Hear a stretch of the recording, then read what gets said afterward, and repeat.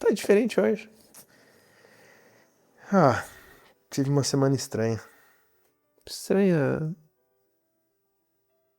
Estrancou. André, eu quase chorei. No meio de uma reunião internamente, sabe?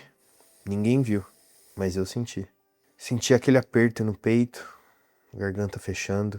Eu estava apresentando o resultado para a diretoria, números bons, inclusive, e que em algum momento eu olhei pro slide e pensei, por quê? E você soube responder? Não, Essa pergunta era pra quê?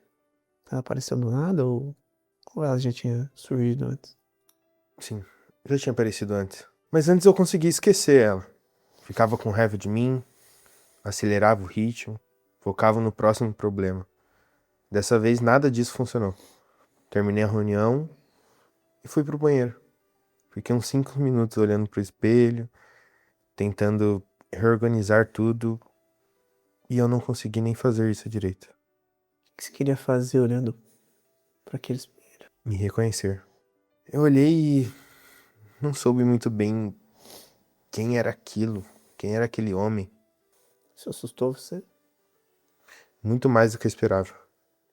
Porque eu sempre fui uma pessoa que sabe quem é, sempre tive clareza de propósito, de direção, acordar com convicção. Isso era a minha identidade. E dessa vez eu fiquei ali, de terno, um resultado bom, empresa crescendo, e senti um vazio que nunca tinha percebido antes. O vazio sempre esteve lá, Eduardo. O que mudou é que você parou de conseguir abafar o barulho externo. O que essas semanas de terapia fizeram não foi criar o buraco, foi tirar a tampa. Você tá sentindo o que sempre teve lá embaixo. Isso é incômodo. Mas é progresso, não colapso. Não parece progresso. Parece que eu estava mais funcional antes de começar a vir aqui. Você estava mais anestesiado e, no fundo, você sabe disso. Existe uma diferença entre você ser funcional e você estar anestesiado. E o ponto é que por muito tempo você confundiu as duas coisas. Um paciente que acorda da cirurgia sentindo muito mais dor do que aquele que estava inconsciente durante a cirurgia. Isso não significa que seria melhor continuar inconsciente. Significa que o processo de cura começou. Então eu pago pra sentir mais dor. Que negócio excelente. Você paga para você aprender o que fazer com a dor que existia aí dentro. São coisas muito diferentes. Tem uma coisa que eu quero falar, mas que parece ridículo em dizer em voz alta. Pode falar. Eu tenho medo de parar, de desacelerar. E não é só no trabalho, é em tudo. Como se eu parasse de correr, alguma coisa vai conseguir me alcançar. O que te alcançaria se você parasse? Eu não sei. Nunca parei tempo suficiente pra descobrir. Isso é uma confissão mais importante do que você imagina. Na verdade, você construiu uma vida inteira ao redor da velocidade. Não porque você ama o que você faz, embora talvez você ame, mas porque a velocidade é a única coisa que mantém você na frente do que você tem medo de enfrentar. Você não é workaholic por opção ou por ambição. Você é workaholic por fuga. E existe uma diferença entre as coisas. Porque se uma te leva a um lugar e a outra só te mantém em movimento, para não parar, talvez você simplesmente tenha dificuldade de olhar para o que precisa. Mas eu construí coisas reais. Não é só fuga. Eu não estou dizendo que é só fuga. Eu estou dizendo que fuga e construção podem coexistir no mesmo comportamento. Você pode ter construído uma empresa muito sólida e ao mesmo tempo ter usado a empresa para não ter que encarar o seu próprio silêncio. As duas coisas são verdade ao mesmo tempo. O problema não é o que você construiu. O problema é o preço que você pagou sem perceber. E quem pagou ele junto com você? Como assim, André? Quem pagou junto comigo? Você teve relacionamentos que acabaram por conta da sua ausência. Não física, emocional. Pessoas que ficaram ao lado de um homem presente no corpo e ausente no coração. E você provavelmente interpretou o término dessas relações como incompatibilidade, como timing errado, como a gente era diferente. Mas existia um padrão. E o padrão era você, Eduardo. Eu sei que eu falhei em relacionamentos. Você tá falando de falha. Tô falando de padrão. Falha é um evento. Padrão é uma estrutura. Enquanto você trata o que aconteceu nos seus relacionamentos como eventos isolados, aquela relação não deu certo, aquela pessoa queria coisas que eu não podia dar, você nunca vai precisar encarar que havia um denominador comum em todos os seus relacionamentos. E que esse denominador era você. Não você como um monstro. Você como alguém que nunca chegou inteiro. E as pessoas saíram não porque você era ruim. Saíram porque você dava fome de algo que você não entregava. Dava fome de quê? De você de verdade. Não do homem organizado, bem-sucedido, que resolve tudo. Do homem que tem medo, que fica perdido, que não sabe a resposta. Eduardo, ninguém consegue amar uma performance por muito tempo. A performance impressiona, mas não aquece. E as pessoas que ficaram ao seu lado por anos foram ficando com frio. Sem entender por quê. Porque do lado de fora você parecia incrível, completo. André, quando a Mariana me olhou daquele jeito, na semana passada que eu te contei, aquele olhar de reconhecimento, eu passei a noite inteira com isso na cabeça. E aí eu fiz uma coisa que eu não fazia há muito tempo. Eu não trabalhei. Fui pra casa, pedi comida, não abri nem o computador. Fiquei deitado no escuro por umas 3 horas sem fazer absolutamente nada. O que aconteceu nessas 3 horas, Eduardo?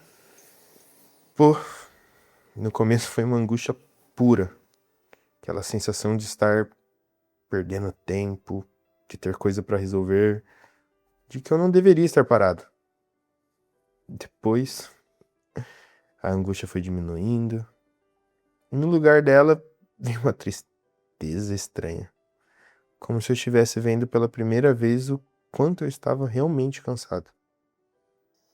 Você ficou 3 horas parado.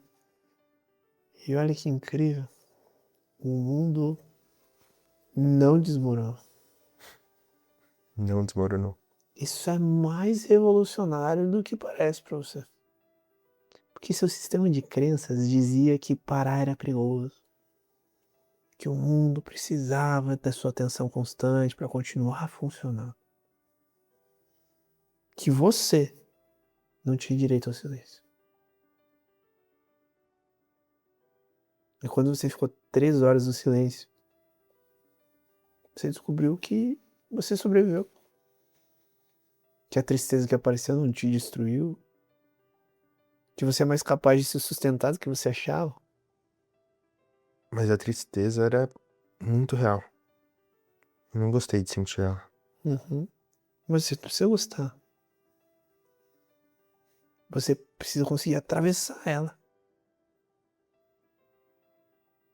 Tem uma diferença muito grande entre suportar desconforto e eliminar desconforto. Você passou a vida inteira eliminando o desconforto. Agora você está aprendendo a atravessar ele. E atravessar dói de um jeito diferente. Atravessar dói com significado. Eu acabei ligando pra Mariana hoje. Eu disse que tinha gostado de estar com ela. Assim, direto e claro, sem estratégia, apenas falei E o que aconteceu depois que você disse? em silêncio. E ela disse que tinha gostado também, e eu fiquei sem saber o que falar. E aí ela riu. E eu ri. E foi simples. Incrivelmente simples. O que você fez com a simplicidade? Fiquei desconfiado dela. Eu fiquei desconfiado da simplicidade. E você sabe. Você aprendeu que o que é bom demais tem prazo de validade curta. Por muito tempo da sua vida você associou profundidade à complexidade e felicidade à suspeita. Quando algo é fácil e leve, você não acredita que vai durar. Quando algo é tenso e difícil, você entende. Porque foi isso que você viveu como amor na infância. Amor com custo, amor que exige, amor que você tem que conquistar, amor que você tem que se esforçar. Amor simples te parece raso, mas não é. É só um amor diferente do amor que você conheceu. E como eu aprendo a confiar no simples? Você começa tolerando. Você não tenta convencer a sua cabeça de que isso é seguro. Porque sua cabeça vai continuar duvidando por um tempo. Mas você tolera o momento. Você fica nele. Você não cria problema onde não tem. Você deixa o simples existir sem transformar ele numa análise complexa. E toda vez que você resistir à tentação de complicar o que está funcionando, você vai estar reescrevendo o que você aprendeu sobre como o amor funciona. André, se eu posso te fazer uma pergunta, você acha mesmo que eu tenho capacidade de ter um relacionamento real? Sim, mas não da forma como você imagina. Você ainda imagina que vai chegar um dia que tudo vai estar resolvido e aí você vai se permitir viver algo bom. Que vai terminar a terapia, curado e pronto. Sem mais medo. E aí você vai poder amar sem risco. Eduardo, esse dia não existe. Relacionamento real não é o prêmio que você ganha depois de virar uma pessoa melhor. É o lugar onde você se torna uma pessoa melhor. Porque o outro te confronta, te espelha, te obriga a crescer, onde você preferia ficar parado. Você precisa estar pronto, você precisa estar disposto. Em específico, disposto a quê? A ser visto quando você não tá bem. A pedir sem ter certeza de que as pessoas vão te atender. A se importar, sabendo que pode perder. A dizer eu preciso de você, sem transformar isso em fraqueza. A deixar alguém entrar antes de saber o final da história. Isso não é loucura, isso é intimidade. Você passou tanto tempo convicto de que era fraqueza, que esqueceu que é, na verdade, a coisa mais corajosa que um ser humano pode fazer.